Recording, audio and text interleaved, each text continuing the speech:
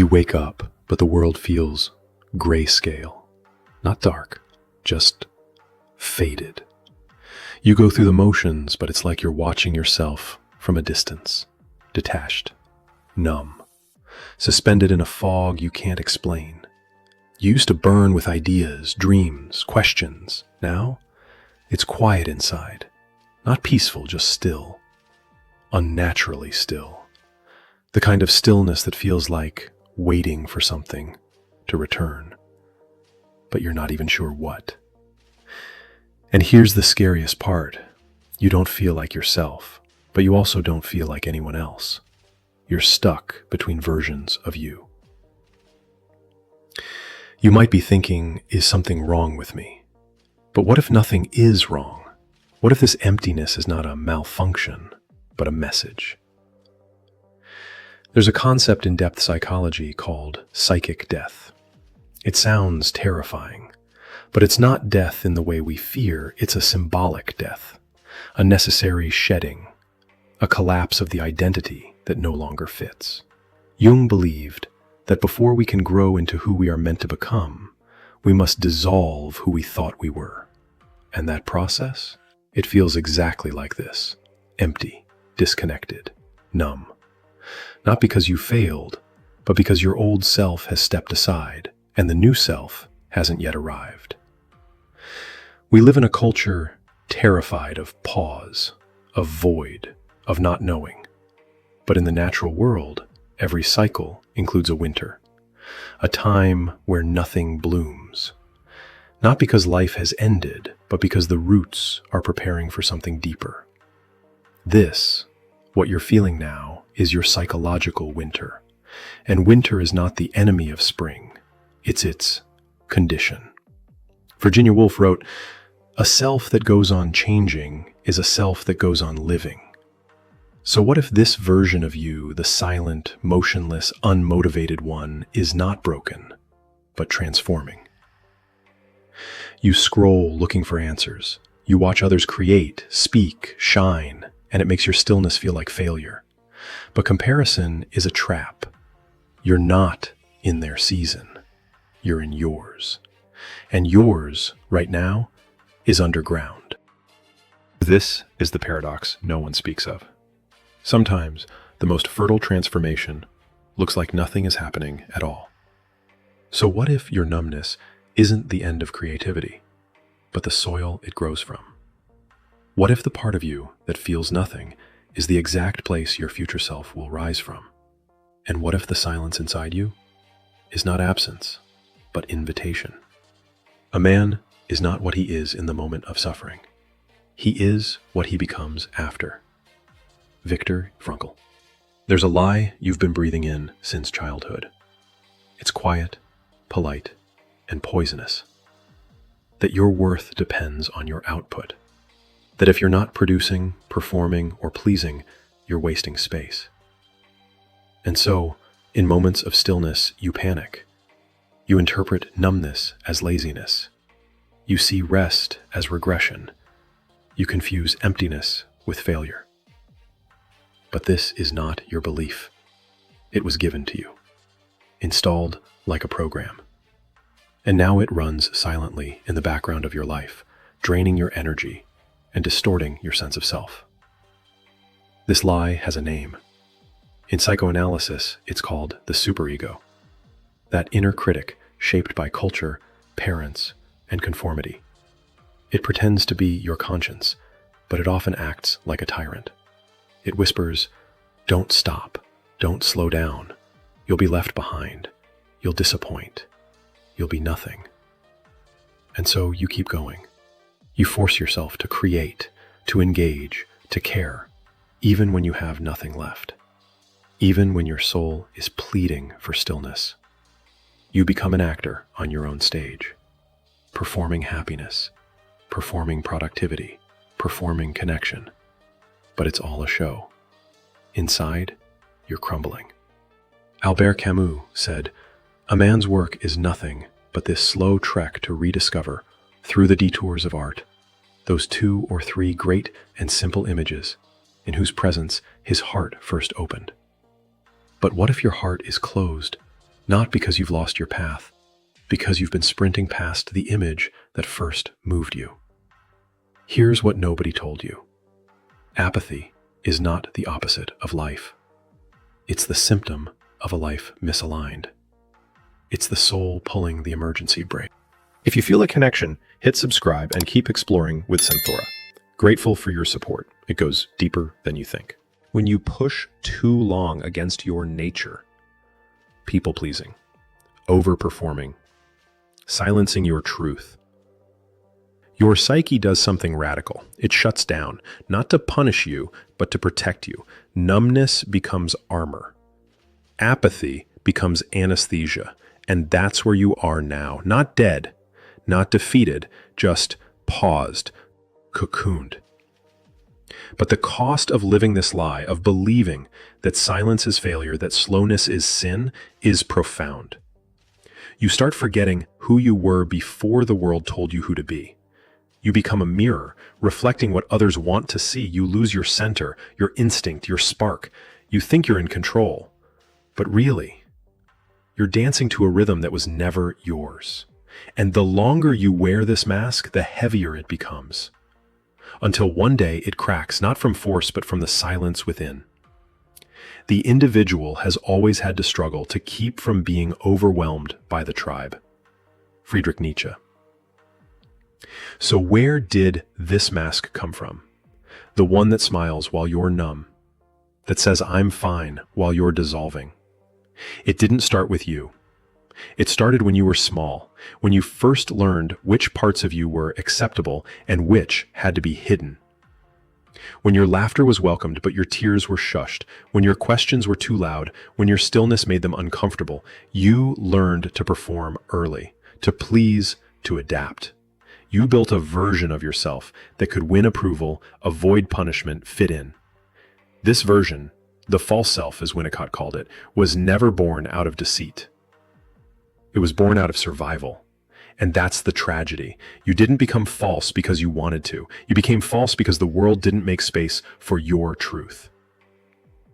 Nietzsche warned us, the surest way to corrupt a youth is to instruct him to hold in higher esteem those who think alike than those who think differently. So you learned to think like them, feel like them, move like them. You exchanged your strangeness for safety. You wore predictability like armor. And now? Now you're exhausted. Not from doing too little, but from being too much of what you're not. This is why you overreact to small things, why you feel guilt after rest, why your mind spins at night. Because the self you show the world is out of sync with the self that's quietly dying to emerge. This is not freedom. This is the performance of being human. You say yes when you mean maybe. You smile when you feel nothing. You nod when you're confused. You create not from joy, but from pressure. You've become fluent in the language of approval, but mute in the dialect of your own soul. The root of your numbness is not laziness. It's disconnection from your instinct, your rhythm, your reality. And the longer you try to force clarity while living a borrowed identity, the more alien you become to yourself. But here's the miracle buried in this pain. This disorientation, this numbness, it is not the end. It is the unmaking of what never truly fit you, and only what dies can be reborn. This is not your breakdown. This is your truth refusing to be exiled any longer.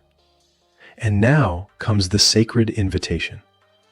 Will you keep performing, or will you begin to return? Be patient toward all that is unsolved in your heart, and try to love the questions themselves. Maria Rilke. There comes a strange moment in life when the music inside you just stops. Not dramatically, not with a bang, but like a light that flickers, then quietly goes out. You don't feel despair, just a strange, suspended silence. The ideas that used to rush in while you were in the shower, walking to work, staring at the ceiling at 3 a.m.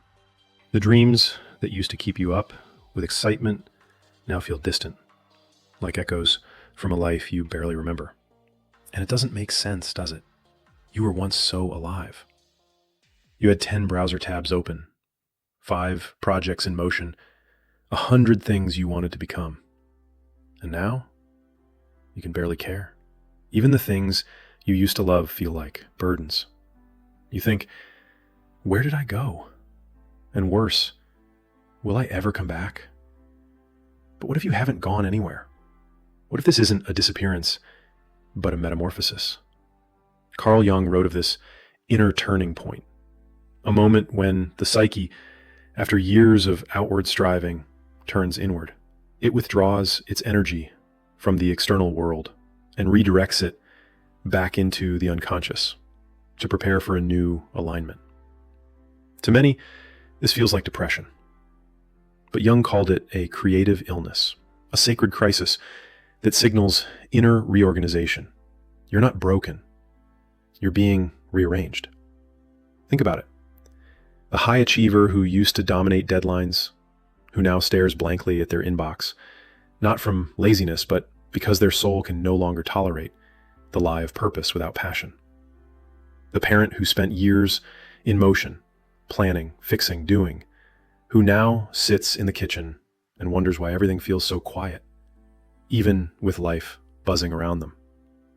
The dreamer who used to write, design, build, create, but now finds themselves unable to lift a finger. Not because the dream is dead, but because the identity that carried it has been exhausted. This silence, this numbness, it's not a void, it's a recalibration. What's dying is not your potential, it's the noise around it, the outdated identities, the urgency addiction. This silence is not here to punish you. It's here to ask a question you've been too busy to hear. What do I truly want now? Not 5 years ago, not in your 20s, not when everything felt electric, but now. From this new self, stripped of titles, applause, certainty. You see, the soul renews in the dark. Just like seeds germinate beneath soil, not in the spotlight, but in silence. Not through effort, but through surrender. So let it be quiet. Let it be strange. Let it be unproductive, because this stillness is your next life whispering. We must be willing to let go of the life we planned so as to have the life that is waiting for us. Joseph Campbell. You might think nothing is happening inside you. You feel stuck, unmotivated, empty, but something is happening. Quietly, underneath. Your brain has a hidden setting called the default mode network. It switches on when you're not focused on anything in particular. Not when you're hustling, not when you're checking tasks off, but when you're resting, staring at the ceiling, walking in silence. And here's the strange truth. This mental idling isn't wasteful. It's regenerative. This is when your brain begins to reweave your identity, quietly connecting the threads between past experiences, unresolved questions, emotional memories. It's the workshop of the soul, and this is where your identity quietly reorganizes itself. So, if you're in a quiet phase where you don't feel like doing anything, that doesn't mean you're broken. It means you're rebuilding.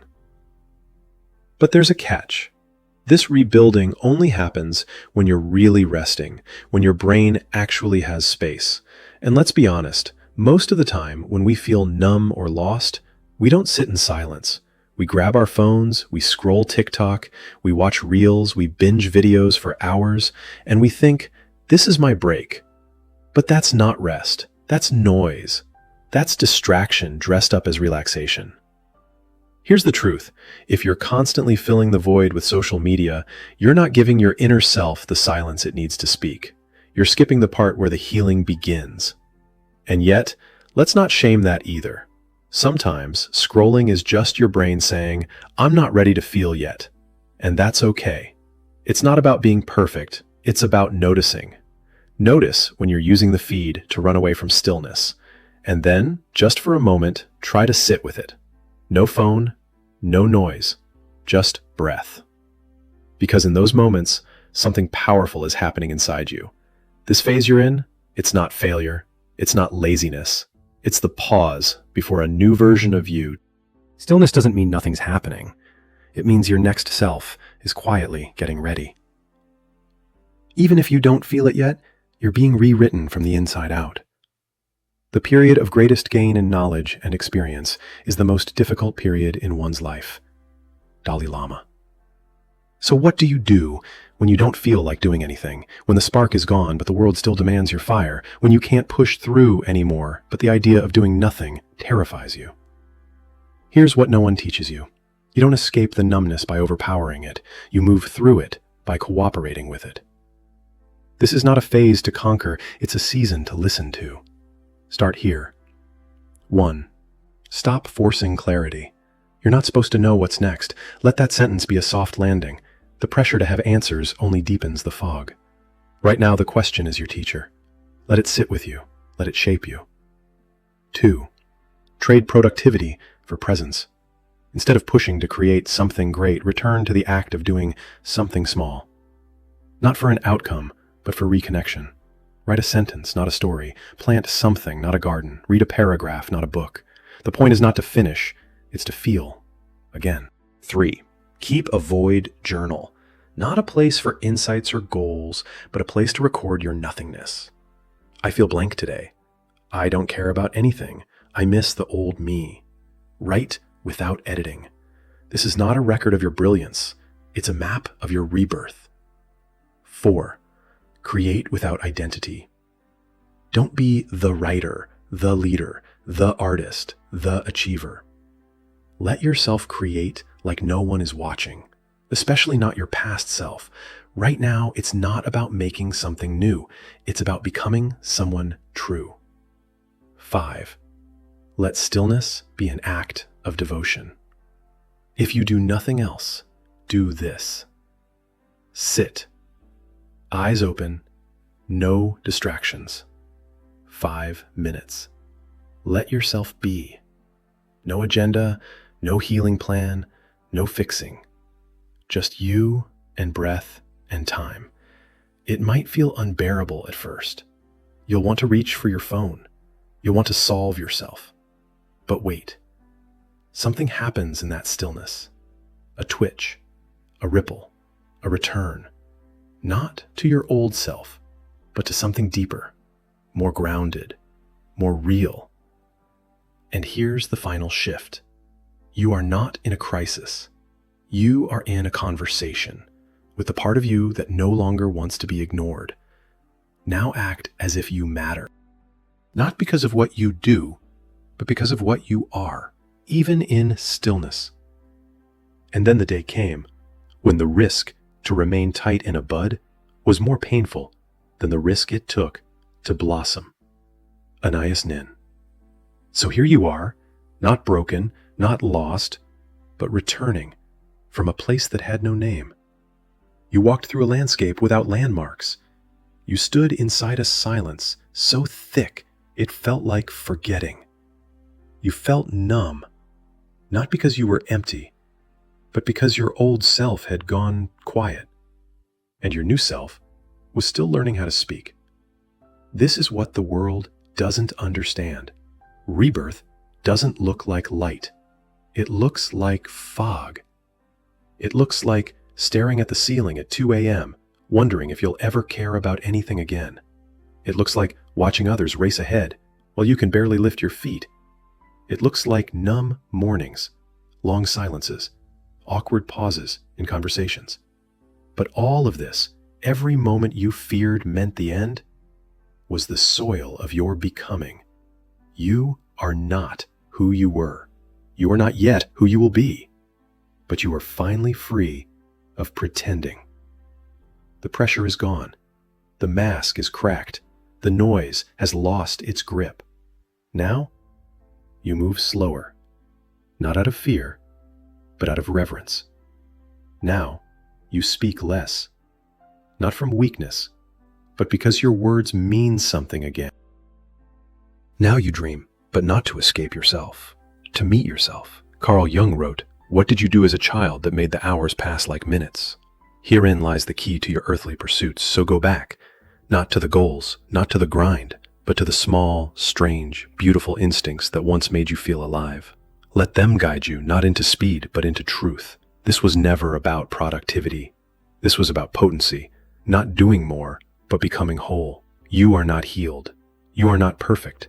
You are not fully formed, but you are real.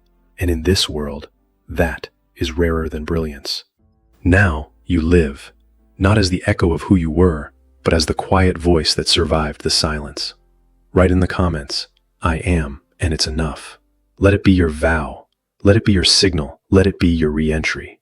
And never forget, you are never empty. You are just waiting for something yours to begin. If this shifted something in you, don't stop here. Watch the next videos and go deeper into your own clarity. See you.